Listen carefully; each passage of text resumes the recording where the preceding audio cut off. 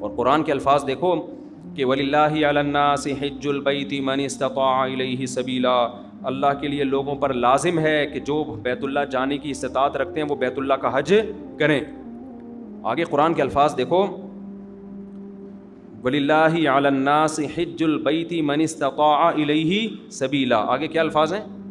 وَمَنْ كَفَرَ فَإِنَّ اللَّهَ غَنِيٌّ عَنِ الْعَالَمِينَ، جو انکار کرے گا تو اللہ تمام جہان والوں سے غنی ہے۔ کیا مطلب؟ بہت بڑی دھمکی ہے کہ جو نہیں آئے گا نا استطاعت کے باوجود، اللہ کو اس کی کوئی ضرورت نہیں ہے۔ یہ جب دھمکی کے الفاظ واضح نہیں ہوتے ہیں نا، مبہم ہوتے ہیں، تو بلاغت کا قاعدہ ہے کہ یہ دھمکی چھوٹی نہیں ہوتی بلکہ بہت بڑی ہوتی ہے۔ تو اللہ کہہ رہے ہیں مجھے پھر تمہاری ضرورت، مجھے تمہاری کوئی ضرورت نہیں ہے۔ تو اسلام کا ایک رکن ہے۔ آج کیا ہوتا ہے، میں حج پہ جب گیا تھا، افسوس کے ساتھ کہنا پڑتا ہے کہ سارے بڈھیاں آ رہی ہوتی ہیں حج کے لیے۔ ٹھیک ہے، اللہ ان کو اس عمر میں توفیق دے رہا ہے، اچھی بات ہے، نہ آنے سے بہتر تھا کہ چلو اب آ گئے۔ میرے بھائی یہ جوانی کا کام ہے، سمجھتے ہو؟ جب جیسے ہی پیسہ آئے سب سے پہلا کام کیا کرو؟ حج کرو۔ اس کو ڈیلے کرتے ہیں، سارے کاموں سے فارغ ہو کر، بچیوں کی شادیاں، اپنی بھی 4 ٹوٹل مکمل، سوری غلطی سے نکل گیا، اپنی بھی شادی ہو گئی، کچھ چیزیں میرے منہ سے غلطی سے نکل جاتی، اپنی بھی ایک شادی ہو گئی، اور پھر کیا ہے کہ وہ سارے بزنس سے فارغ ہو ہلا کے جب اب کرنے دھرنے کا کچھ بھی نہیں ہے، بیٹھا ہوا ہے، کیا کریں یار، بوریت بہت ہو رہی ہے۔ اور دخل بھی ساری قسطیں ختم ہو گئیں، دیکھ لیا کوئی نئی سیریز بھی نہیں آ رہی، وہ ڈرامہ چل رہا تھا وہ بھی ختم، نئی فلم بھی دیکھ لی، ٹھیک ہے نا، سب کچھ ہوا کہ کیا کریں یار، اب بیگم کو مشورہ دو، چلیں حج پہ نہ چلیں؟ چلو ٹھیک ہے، کہاں چلتے ہیں؟ حج پہ۔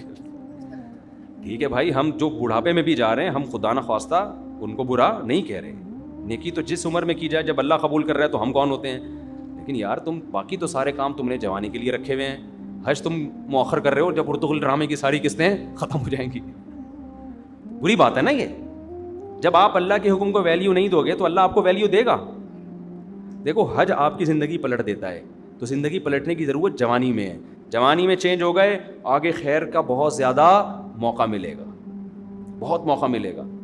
در جوانی توبہ کردن شیوائے پیغمبری، جوانی میں توبہ کرنا کس کا کام ہے؟ پیغمبروں کا کام ہے۔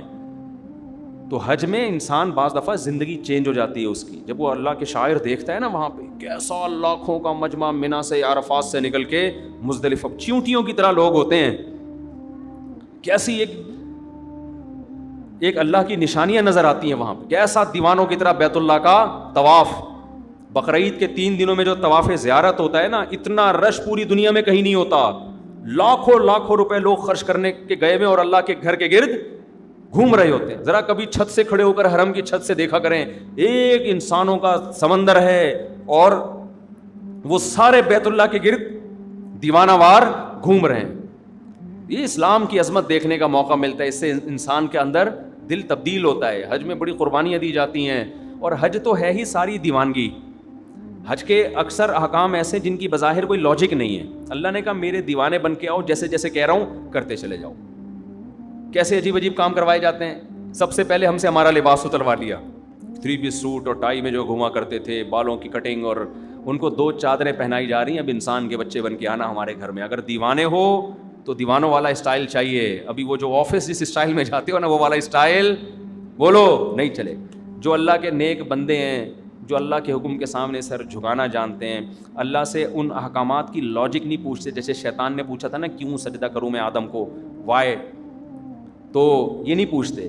ابراہیم علیہ السلام کو اللہ نے حکم دیا بیٹے کو ذبح کرو، یہ حکم بظاہر زیادہ اللاجیکل تھا کہ معصوم بیٹے کی گردن کاٹنے کا حکم دیا جا رہا ہے۔ شیطان کو جو حکم دیا سجدہ کرو، یہ اتنا اللاجیکل نہیں تھا، لیکن شیطان نے کہا اس کی لاجک کیا ہے، میری سمجھ میں نہیں آ رہا، میں آگ سے بنا ہوں، یہ مٹی سے، میں کیوں سجدہ کروں۔ آدم علیہ السلام کو اس سے زیادہ عجیب حکم دیا کہ اپنے معصوم بیٹے کو اپنے ہاتھ سے کاٹ دیں، ذبح کر دیں، سوری ابراہیم علیہ السلام کو، لیکن ابراہیم علیہ السلام نے اس کی لاجک بولو نہیں پوچھی، کہا بیٹا مجھے اللہ نے حکم دیا تجھے کاٹ دوں۔ بیٹے نے کہا جب اللہ کا حکم ہے تو بھائی ہم کیا کہہ سکتے ہیں، بھائی کاٹ دیں، آپ میرا گلا کاٹ دیں، ذبح کر دیں۔ تو حج ان احکامات کی بھی یادگار ہے۔ تو آپ جاتے ہیں حج پہ، وہاں آپ جانور ذبح کرتے ہو، آپ رمی کرتے ہو، وہاں شیطان نہیں ہے، وہ تو ایک نشانیاں ہیں 3، لیکن آپ پتھر مارتے ہو, رمی کرتے ہو. کیوں؟ ابراہیم علیہ السلام نے یہاں شیطان کو کنکریاں ماری تھی, جو آپ کو بہکا رہا تھا کہ اپنے بیٹے کو کیوں ذبح کر رہے ہو, کیا بگاڑا اس نے؟ ابراہیم علیہ السلام نے شیطان کو دلائل سے جواب نہیں دیا, پتھر اٹھا کے مارے. اللہ نے کہا تم جاؤ وہاں کنکریاں پھینکو. اب اے اللہ, وہ تو ابراہیم علیہ السلام تھے, وہاں تو سچی مچی کا شیطان تھا, میں کیوں کنکریاں پھینکوں؟ تو اس کا مطلب جب آپ نے کیوں کر لیا تو آپ کس کی لسٹ میں آ گئے؟ شیطان کی. کیسا عجیب حکم ہے, جا کے 7 کنکریاں مارنی بھی ایسے ہیں. یا تو ہوتا نا وہ اٹھا کے مارو تو سمجھ میں آتا ہے, ایسے ایسے پھینکنی ہے جا کے. حاجی 10-15 لاکھ روپے یہ کرنے کے لیے جا رہا ہو, خرچ کرتا ہے یہ کام کرنے کے, ایک طوفان لوگوں کا کنکریاں مارنے کے لیے. کیوں؟ کس کا حکم ہے بھائی؟ اللہ کا حکم ہے, اللہ کا آرڈر ہے. لباس اتار لیا اپنا, کتنا مشکل کام ہے انسلا لباس پہننا, 3-4 دنوں میں دماغ ٹھکانے آ جاتا ہے. پھر جب ہم پہنتے ہیں نا اپنی شلوار قمیض, ایسا سکون ملتا ہے یار. میں جب حج کرنے گیا تو مینا میں تو 3 دن سویا نہیں احرام کی حالت میں نا, کیونکہ رش اتنا بہت, جتنا بھی وی آئی پی حج ہو ٹینشن ہوتی ہے. پھر مینا میں میرا بستر لگ گیا ایک صاحب کے ساتھ, وہ بغل مجھے دکھا رہے ہیں اپنی کہ دیکھ لے بھائی, یوں کر کے سو رہے ہیں ان کی بغلیں ماشاء اللہ. میں نے کہا یار اس کو اب کیا کرے آدمی, ان کو کیا کرے یار, یہ مجھے کیوں دکھا رہے ہو بھائی؟ نیند ہی نہیں آ رہی ہمیں اس ٹینشن سے کہ کسی کے پسینے کی اسمیل آ رہی ہے, کسی کی بغلیں کا مطالعہ کرنے کا موقع مل رہا ہے, اس کا کیا ہے؟ انسان کو گھن آتی ہے نا ان چیزوں سے. لیکن لا رفث ولا فسوق ولا جدال فی الحج, آپ کو چیخنے چلانے کی اجازت نہیں ہے کہ کیا کر رہا ہے, تجھے تمیز نہیں ہے حج کرنے کی. میں یہ بھی کہہ سکتا تھا نا ٹھٹا وڈو, یہ کیا مجھے بغل دکھا رہے ہیں, بازو نیچے کر. نا نا نا نا, اللہ کہتے ہیں یہ نہیں چلے گا وہاں پہ. اللہ کیوں نہیں چلے گا؟ اللہ کہیں گے کیوں کیا تو کس کی فہرست میں؟ شیطان نے کیوں کیا تھا؟ نہیں, جھگڑا وگڑا نہیں ہے, جو جیسا ہے برداشت. ٹریول ایجنسی آپ کے ساتھ ظلم زیادتی کر رہی ہے, چپ آ کے پھر کلاس لو ان کی. یہاں پہ ٹریول ایجنسیاں بڑی ہوشیار ہوتی ہیں, ان کو پتہ ہے آنے کے بعد کون پوچھتا ہے, ٹھیک ہے نا. تو جو ہوگا کیوں کی اجازت نہیں ہے, کیوں والا کام شیطان کا ہے. فلا رفث ولا فسوق ولا جدال فی الحج, کوئی گناہ نہیں کرنا, بد نظری نہیں. موقع بد نظری کے بہت ملیں گے, نا نا نا نا, یہاں آپ کو نظر اٹھانے کی اجازت نہیں ہے. وہاں بھی نہیں ہے لیکن یہاں زیادہ گناہ ہے. اپنی بیوی سے بھی آپ ریلیشن قائم نہیں کر سکتے وہاں پہ احرام کی حالت میں, تو نامحرم سے کیسے آپ لذت حاصل کر سکتے ہو؟ تو پھر احرام کی چادریں بنوائی جا رہی ہیں, خوشبو لگانے پر پابندی, بال توڑنے پر پابندی, جوئیں مارنے پر پابندی. اب تو بڑا وی آئی پی حج ہو گیا. صحابہ کرام کے تو 1-2 مہینے کے احرام ہوتے تھے. حدیث میں آتا ہے بعض صحابہ کے سروں میں نا جوئیں گر رہی ہوتی تھی نیچے, ٹھیک ہے نا. قربانی کرو, حلق کراؤ.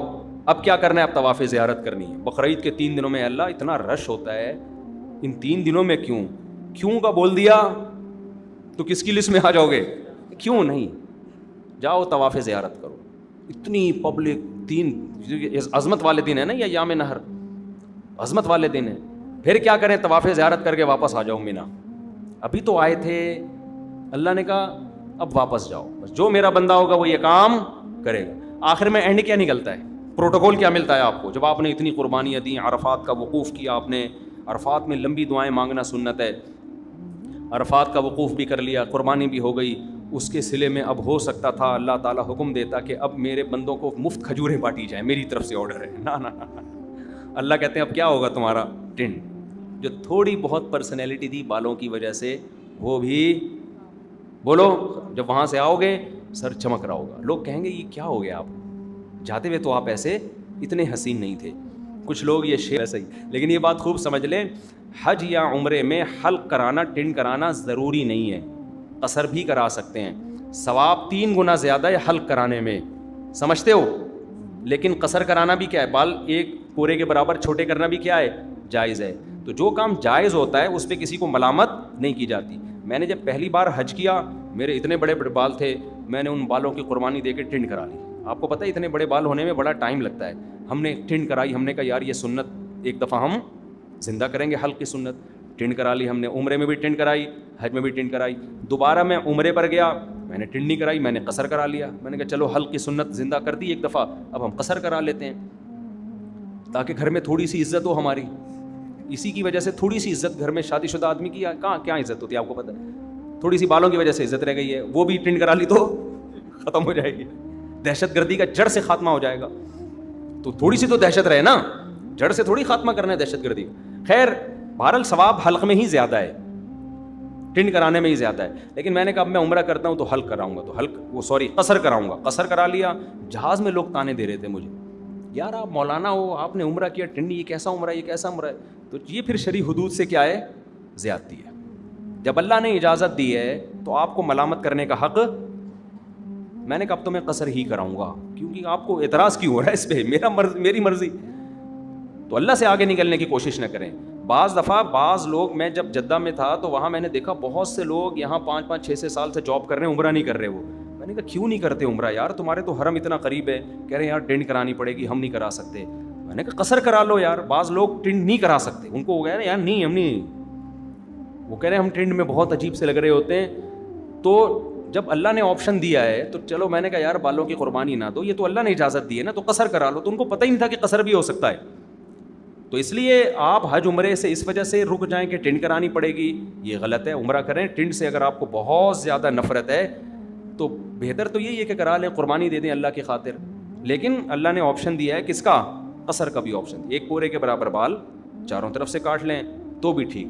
سمجھتے ہو تو آئندہ اگر میں گیا تو میرا ارادہ ہے قصر کرانے کا, کہ قصر کرا لوں گا. تو ایسا نہ ہو میں عمرے سے یا حج سے آؤں, آپ بولیں یار یہ تو ویسے جیسے گئے تھے ویسے, تو آپ کو اعتراض کا حق نہیں ہے. میرے بال, میری ٹنڈ, میری مرضی, میری جیب کے ریال پیسے, میں ٹنڈ کراؤں یا میں قصر کراؤں. ہو سکتا ہے ٹنڈ کرا لوں میں کہ یار قربانی دے دو, دہشت گردی کا جڑ سے خاتمہ کر دو, ایسی کی تیسی, بعد میں دیکھیں گے ہوتا کیا ہے. ہو سکتا ہے یہ بھی ہو جائے, ہو سکتا ہے قصر کر لیں.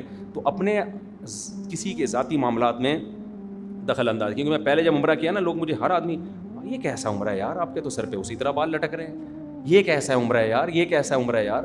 تو اعتراض کرنے کی میرے بھائی اجازت نہیں ہے, یہ پھر بدعت ہو جائے گا. سمجھتے ہو, جس چیز کی اللہ نے اجازت دی ہے تو اس کو دیکھو. پیر جمعرات کا روزہ رکھنا سنت ہے نا, نہ رکھے تو آپ کیسے, کیوں نہیں رکھا بھائی سنت ہے ہی اسی لیے کہ کوئی دوسرا طنز نہ کر سکے. یار رمضان کا چھوڑ دے تو آپ پوچھیں یار فرض ہے, کیسے چھوڑ دیں, مسلمان ہو کے روزہ چھوڑ رہے ہو. سمجھتے ہو کہ نہیں سمجھتے؟ تو اس لیے میرے بھائی حج کے لیے پیسے جمع کیا کرو, حج پہ جایا کرو. یہ تو بڑی پیاری عبادت ہے, اس ایسی یونیک عبادت ہے. یہ دیوانوں کے لیے, اللہ سے محبت کرنے والوں کے لیے اس سے زیادہ ذائقے والی, لطف والی عبادت کوئی ہے نہیں. جب بھی کوئی غیر مسلم مسلمان ہوتا ہے, میرا تجربہ ہے, مشاہدہ ہے, اس کی سب سے پہلی خواہش ہوتی ہے کہ مجھے بیت اللہ کا حج مل جائے, کیونکہ اس کے دل میں اللہ کی خالص محبت ہے نا, تو اس کی خواہش ہوتی ہے کسی طرح بیت اللہ